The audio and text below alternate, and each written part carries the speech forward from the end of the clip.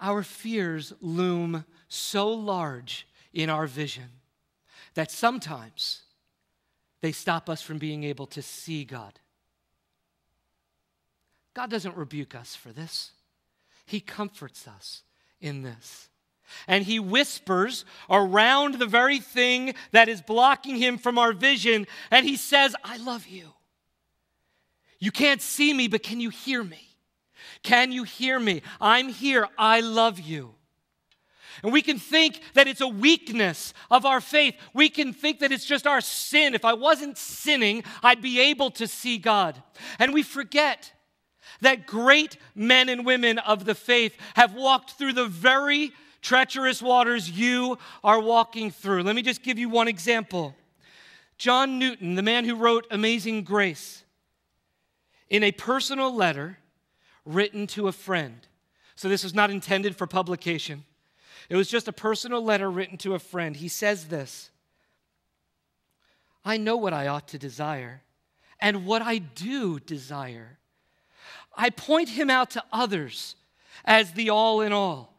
I esteem him as much in my own judgment, but alas, my experience abounds with complaints. He is my son, but clouds and sometimes walls intercept him from my view. He is my strength, yet I am prone to lean upon reeds. For a man like John Newton, who we, hundreds of years later, are so thankful for, his circumstances often stopped him from being able to see God. God did not pull back from John Newton. He whispered around the wall, around the shadow. And he reminded John Newton in the same way he reminds us. And this is my own experience as well. To whatever degree this serves, I hope it does. I've gone through in my own life repeated stretches of extended, dense anxiety. The most recent one that I can define that lasted for any length of time was from March of 2010 till the beginning of July in 2010. So, less than a year ago. And my fears were all settled around the issue of security for the future. And I want to say up front, there was nothing in my present that made me question that. It was irrational, speaking logically, but no matter how many times I told myself that, I would still wake up in the middle of the night with difficulty sleeping, my heart racing like I just ran a marathon. I still had struggles concentrating. Even sitting here in the office doing work, being at home, I'd find my mind drifting, just this cloud over my thinking. At one point in that stretch, I ended up in the doctor's office just to make sure my heart was okay. And I'd tell myself 1,000 times, he is my all in all. He is my son. And I believed it. Hear me, I believed it. But the fear remained. And so in my regular reading, I was reading on the Reformation, not to deal with this issue, I was just reading. And I read about a truth that was rediscovered in the Reformation that Isaiah begins this passage with. My confidence, my faith, my peace, hear me, was never the foundation of my security. It was always, from day one, God's posture toward me is the foundation of my security. I waver, he does not. I doubt, he does not. It had nothing to do with my posture toward God. It had everything to do with his posture toward us. And my being a son, or your being a daughter before God, has nothing to do with the type of child you are. It has everything to do with the type of father he is. And if there was a truth I needed to hear I thought I needed to be delivered from my fears. I needed to know that my Father loves me much better than I love him. If I have any love for him, it's because he loved me first. And if we're going to have any security for our present or our future covenant fellowship, let's not try to locate it in our own confidence in God. Let's locate it in God's posture toward us as his sons and his daughters. His posture doesn't waver. His Son came to walk faithfully, not questioning his belief or his confidence in God. Why did he walk that faithfully? Because we can't. He has earned us a place before God. And because of his life and his death, we call him Father as imperfectly as we do it. And he calls us sons and daughters as a perfect Father. This is the truth. I'm reading it in a church history book. And I'm being ministered to as this truth that God's posture toward us is always love, is always fatherly, is always for us. And my soul was stirred, though my circumstances did not change. And he says to you today, as an adopted son or daughter, you are my servant. I have chosen you. You are my friend, my son, my daughter, an heir of my kingdom. I have chosen you and not cast you off. I have not cast you off. Because if you know him as Father, as I do, you know that you were not persuaded toward God. You were not persuaded toward him. You were purchased by him. If we're persuaded, we can change our mind. God bought you and does not change his mind. We were not solicited toward God in a good business deal. We were saved. And if we lose sight of this, we will always doubt when circumstances challenge our confidence. But if we can apprehend that it is God's action toward us that secures us in time and for eternity, we don't need to fear the circumstances because we are secure in God.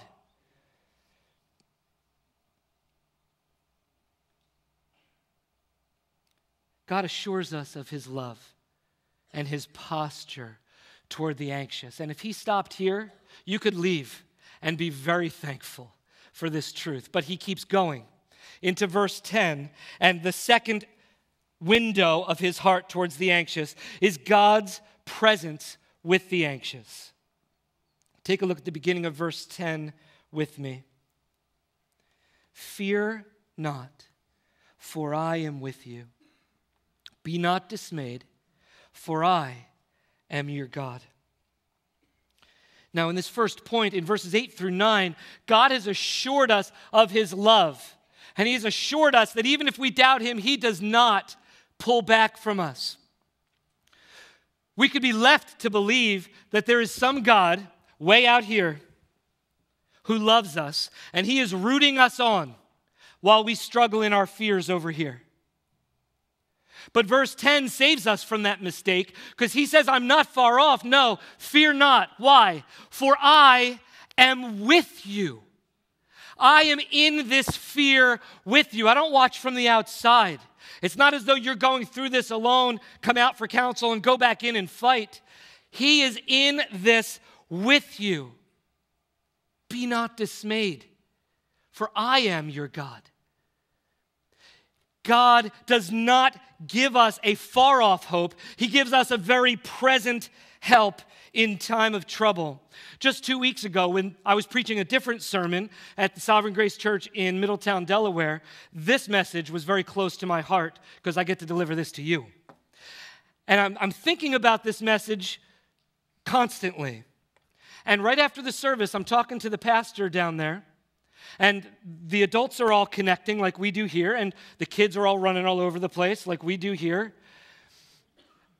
And this piercing scream cuts through all of the mayhem, and it stops everything. Now, I've got 5 children, and I've heard a lot of screams. I've never heard one like this. So the pastor and I turn, and we find this 2-3-year-old little blonde girl who has her hands in the air and is crying and screaming, running around in circles. She's so panicked, she doesn't even know where to go. And so she's just running and running and running. And we finally, through the volume and the pitch, we finally figure out what she's saying. Over and over and over again without stopping. Mommy, mommy, mommy, mommy. 3 women go over, none of them her mother, trying to calm her, and they don't get anywhere. One of them finally hears the mommy and takes her and forces her to look at her mother. There she is, sweetie. There she is. And her screams are converted into this desperate and grateful cry that she has found her mother. Now, the story was the father was on the outside in the lobby and had her, and she was asking for her mother, and he said, there she is, sweetie, right through the door. Go, you can go to her.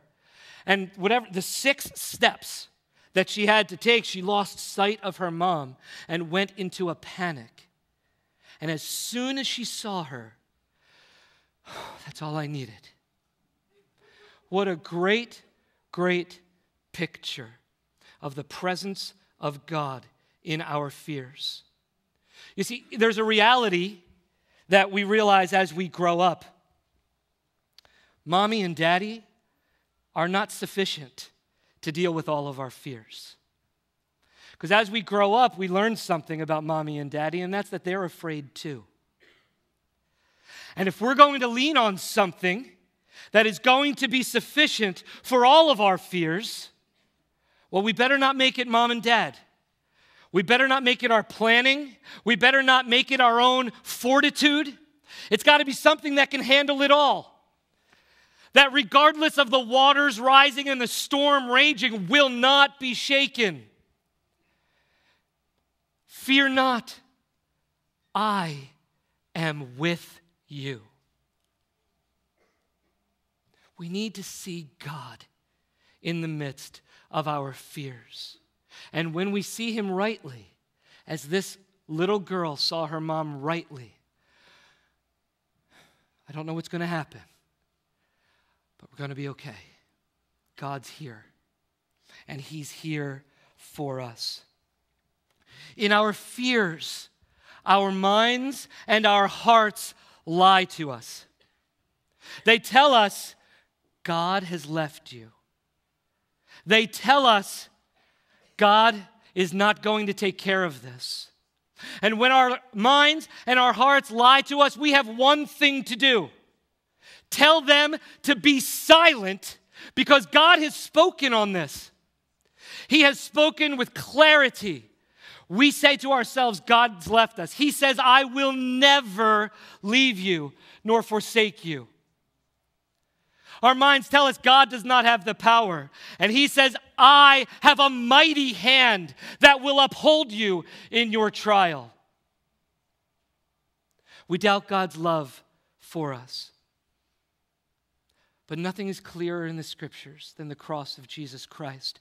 We must preach to our lying minds and our lying hearts that God has spoken, and we must choose between our voice or the voice of the living God. Where will we place the moorings of our peace?